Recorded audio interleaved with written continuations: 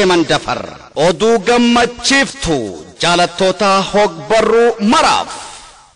kitaabni afaan oromoo kan sheeman dafar juu kan barreessaa fi gaazexeessaa milkeessaa muummeedhaatiin barreeffame sheeman dafar seenaa jaalalaatii fi akkanumattuu seenaa magaalaa Dirree Dhawaa irratti kan hundaa'e